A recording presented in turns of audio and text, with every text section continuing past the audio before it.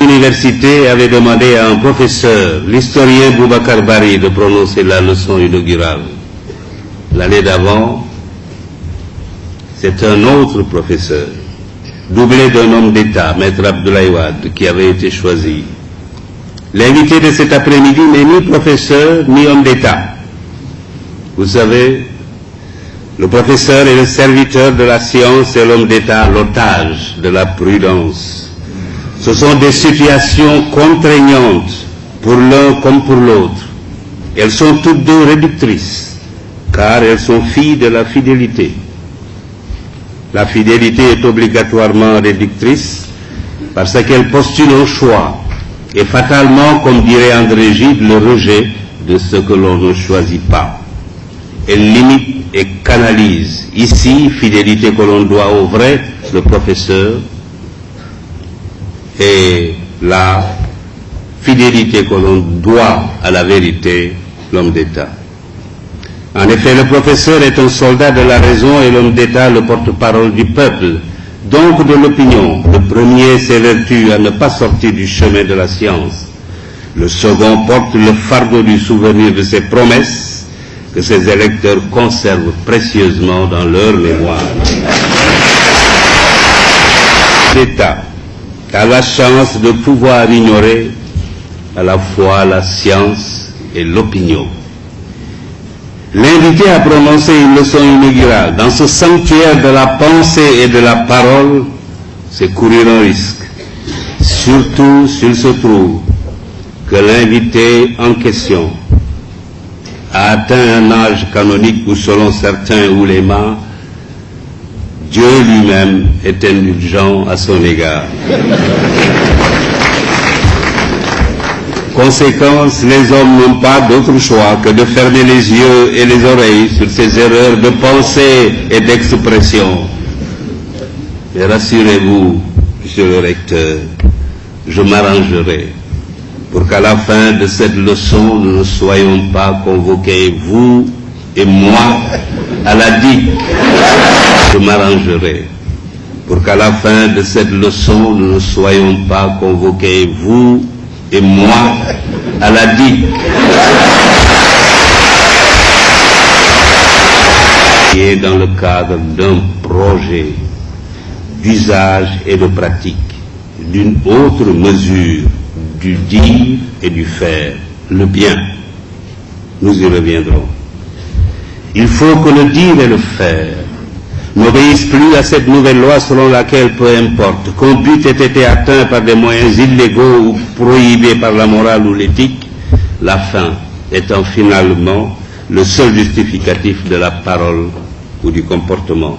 Dans un tel monde, l'on va droit à l'échec car c'est un monde qui ne manquera pas d'engendrer l'injustice, la violation des droits de l'homme et donc des conflits et des affrontements dont personne ne peut aujourd'hui deviner les conséquences qui ne pourront être que néfastes. Il faut prévenir ce grand mal dont l'humanité pourrait souffrir sous peu. Et comme il n'est pas en notre pouvoir de changer le monde, commençons, nous autres Sénégalais, modestement, mais avec détermination, par notre pays.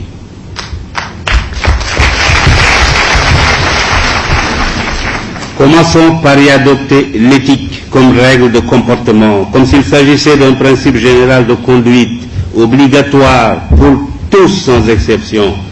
Cela peut paraître utopique à certains, notamment à ceux dont la spécialité est la combine et la magouille, substantif que le petit Larousse définit ainsi, combine, moyen habile et peu scrupuleux pour parvenir à ses fins.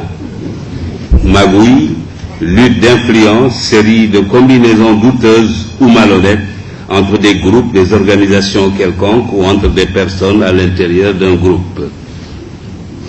Ce cheminement vers le désastre, avec les voies tordues précitées de la combine et de la magouille, n'est pas une fatalité. Il me semble qu'il y a des remèdes appropriés pour le prévenir ou le guérir. J'en identifie 3.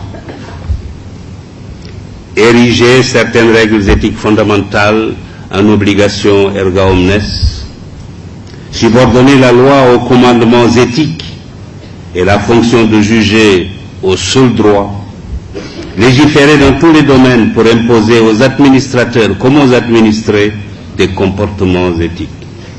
Il s'agit en quelque sorte de déplacer nos objectifs, nos buts et nos rêves, de remodeler nos jugements et notre conduite sur d'autres valeurs et de donner la priorité à la qualité, au seul mérite et à l'intérêt général, que ceux qui détiennent une parcelle de pouvoir et en abusent, ou qui se sont enrichis en foulant aux pieds les règles d'éthique, se le disent bien, ils n'inspirent aucun respect aux autres Sénégalais.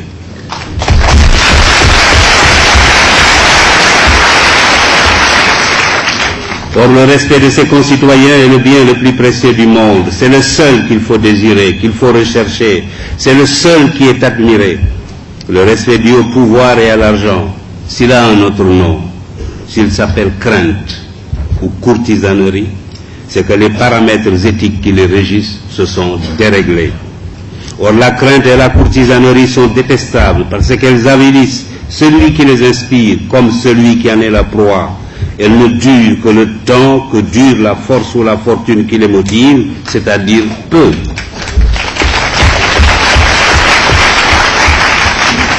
Et elles s'effacent avec la perte du pouvoir ou de l'argent. Le pouvoir est fait pour servir, il est passager. L'argent ne sert qu'à satisfaire les besoins. Au-delà, il est inutile.